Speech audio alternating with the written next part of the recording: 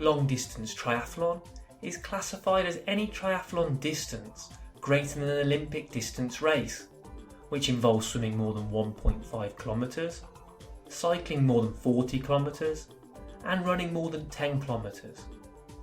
The two most common forms of long distance triathlon are known as a half iron distance, which involves a 1.9 kilometre swim, a 90 kilometre cycle, and a 21.1 kilometre run.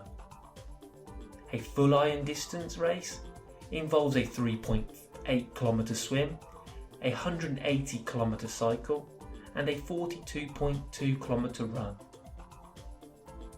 Strength training can improve both cycling economy and running economy, which is considered critical for success in long distance triathlon. However, because different muscle groups, movement patterns, and contractions are used within the three different disciplines, this can present a challenge when it comes to programming.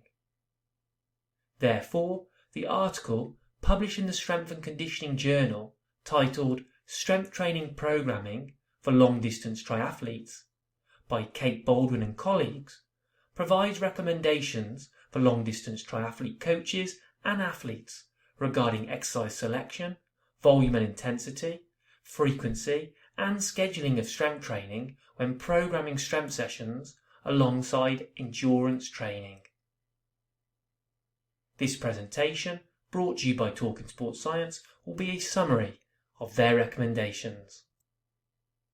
When it comes to exercise selection, multi-joint closed kinetic chain compound exercises are to be prioritised as they are time effective, work multiple muscle groups and movements at once, resulting in greater performance gains when compared with single joint isolated exercises. To increase the training effect, exercises should closely replicate similar movement patterns and use the same muscle groups as those used in the sport.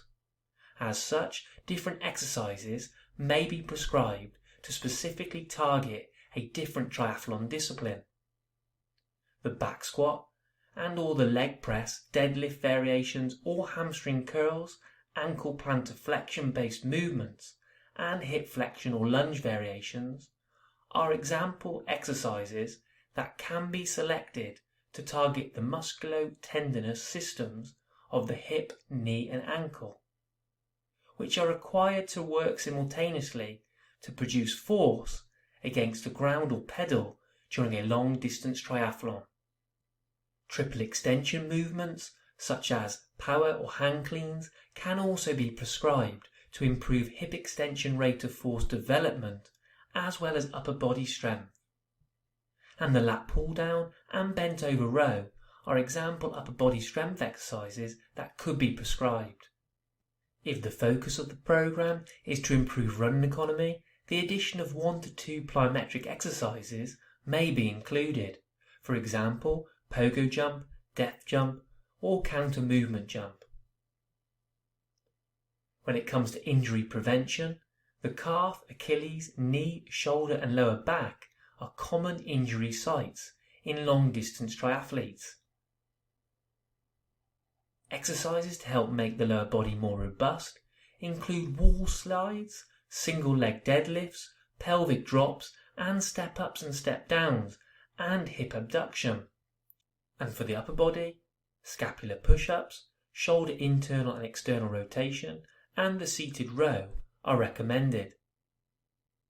These injury prevention based exercises can be completed as part of a dynamic warm-up before completing heavy strength training. Moving on to volume and intensity. Once sound exercise technique has been established, between 1 to 8 repetitions of between 3 to 5 sets using moderate to progressively heavier loads, i.e. above 80% of one repetition maximum, with 2 to 3 minutes of rest between each set is recommended.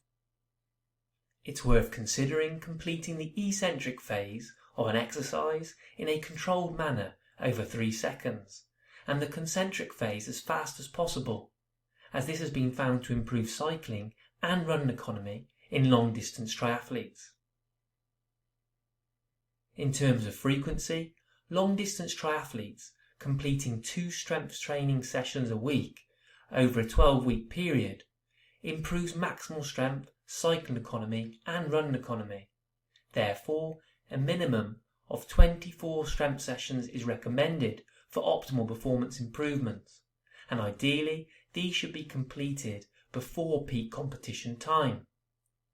During a peak competition period or when focusing on other aspects of endurance training, it's important not to completely stop strength training altogether. During this time, training frequency can decrease to only 1 strength session a week for up to 20 weeks in order to maintain strength gains. And in terms of scheduling, in an ideal world, it's recommended to complete strength sessions on a day when no endurance training is completed. However, if this is not possible, completing the endurance training session in the morning and allowing between 6 to 9 hours before completing the strength session will help ensure optimal recovery and adaptation from both sessions. If it's not possible to complete endurance training first, it would be recommended to complete the strength session first, followed by a swim or cycle session second, while keeping the intensity fairly low, for example below anaerobic threshold. Also, it's recommended to avoid key run interval sessions within 9 to 24 hours after high load strength sessions. The most important factor to consider when programming strength for long distance triathletes is to individualize the program so it's specific to each athlete's goal, injury history, likes and dislikes, and discipline strengths and weaknesses. I recommend you check out the full article, the link is in the description, and that concludes this presentation. Thanks for listening, folks. See you next time.